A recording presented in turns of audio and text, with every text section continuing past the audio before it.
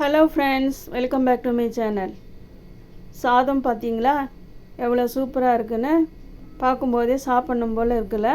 இந்த சாதம் தக்காளி இல்லாமல், காய்கறிகள்லாம் எதுவுமே இல்லாமல் சூப்பர் டேஸ்டியாக செய்யக்கூடிய ஒரு கட்டிச்சோறு. அதுதான் இப்போ நம்ம பார்க்க போகிறோம். இப்போ ஸ்டவ் பற்ற வச்சு ஒரு சின்ன குக்கர் வச்சுருக்கேன். நான் 3/4 அளவுக்கு அரிசி தான் எடுக்க போகிறேன். அதனால் நான் சின்ன குக்கர் வச்சுருக்கேன். குக்கர் ஹீட் ஆனதும் சன்ஃப்ளவர் ஆயில் ஊற்றிருக்கேன். நீங்கள் உங்களுக்கு விருப்பமான எண்ணெய் ஊற்றிக்கலாம். தேங்காய் எண்ணெய் ஊற்றிக்கலாம், நல்லெண்ணெய் ஊற்றிக்கலாம். இப்போது எண்ணெய் காஞ்சதும் கடுகு போட்டு, கடுகு நல்லா பொரியுது.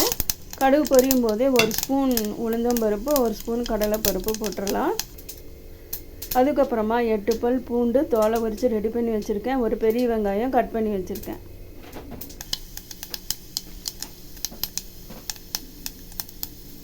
இப்போது குக்கரில் சேர்த்துடலாம். நல்லா அதை வதக்கிடலாம். வெங்காயம் நல்லா பொன்னிறமாக வதங்கணும் அப்படின்னு அவசியம் இல்லை, கொஞ்சம் வதங்கினாதே போதும். நல்லா எண்ணெயிலேயே நல்லா வதங்கட்டும். நான் காஞ்ச மிளகாய் 1 எடுத்து 4 கட் பண்ணி போட்டிருக்கேன். உங்களுக்கு பச்சை மிளகாய் வேணும் அப்படின்னா நீங்கள் பச்சை மிளகாய் போட்டுக்கலாம். இன்னும் காரம் அதிகம் வேணும்னா நீங்கள் காரம் நீங்கள் அதிகப்படுத்திக்கலாம்.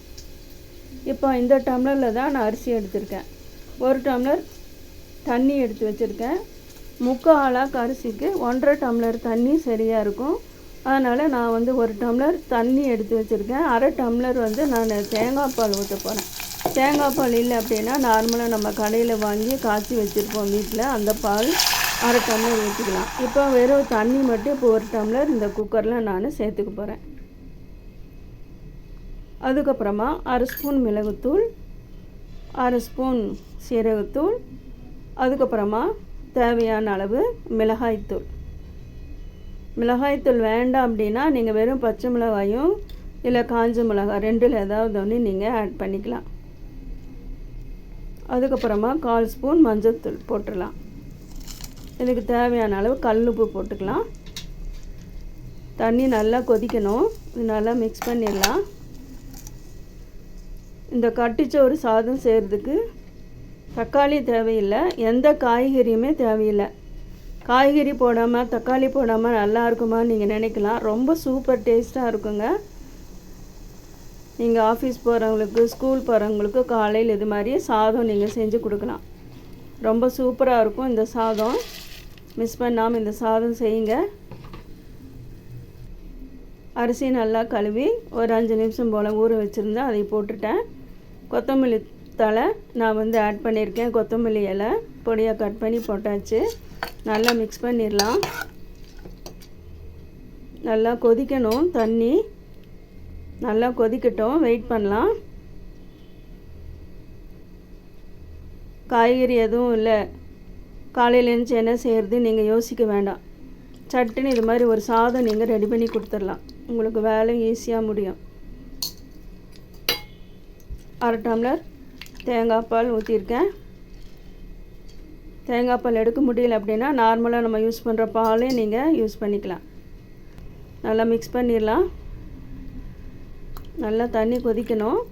இப்போது 1/4 எலுமிச்சம்பழம் அளவுக்கு புளி நான் முதல்ல ஊற வச்சுருந்தேன். ஊற வச்சு அதோட கரைசலை ஊற்றிடணும். போட்டு நல்லா மிக்ஸ் பண்ணிடுங்க.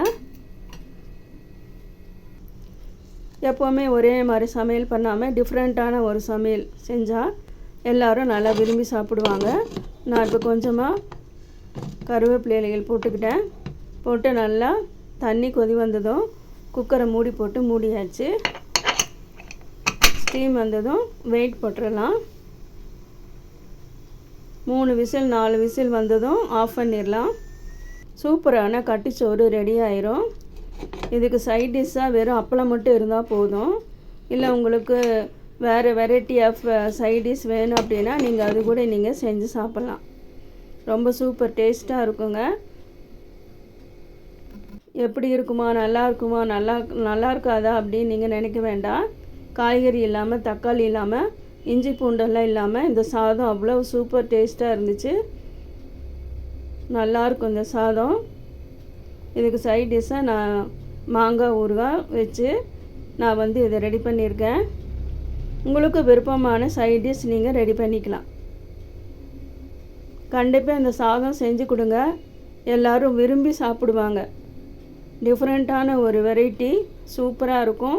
சீக்கிரமாக வேலை முடியும். என்ன செய்கிறது அப்படின்னு யோசிக்காமல், காய்கறி இல்லைன்னு சொல்லி யோசிக்காமல் சூப்பராக அது செய்யுங்க. மீண்டும் வேறு ஒரு வீடியோவில் உங்களை நான் சந்திக்கிறேன். தேங்க்யூ ஃபார் வாட்சிங்.